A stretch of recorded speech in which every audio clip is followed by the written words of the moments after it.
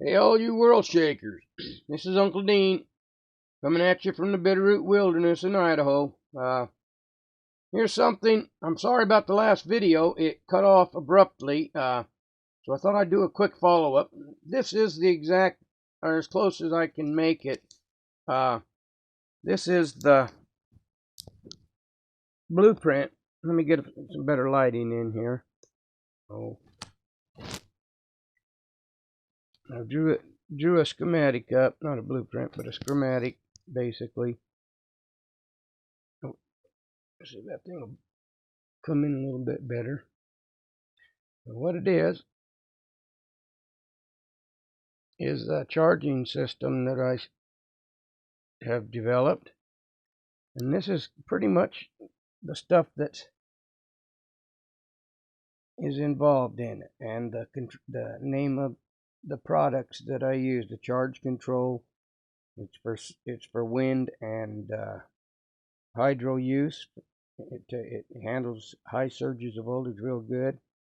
The 500 F supercapacitors, there's 4 of them.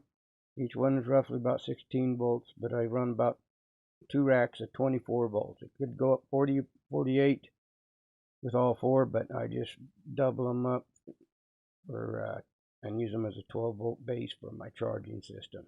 Kind of a buffer or a holding station for the voltage until it seeps into the batteries, because you know how that is. Anyway, this battery bank can be even bigger than that, as long as it's 24 volts. Now you'll notice that that motor that's driving my machine, or smart drive motor. Now you don't have to modify one of them. You can use a smart drive directly off the machine and set it up this way, and I do believe it'll charge your battery banks, self-charge or self-runnings anyway,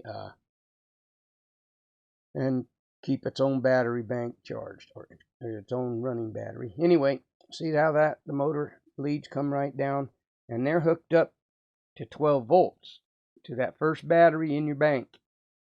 Across it, you got the ground and you got the positive. Now, if you go, if you go up 24 volts to get that to spin faster, it'll use more voltage and it'll defeat the purpose of the system.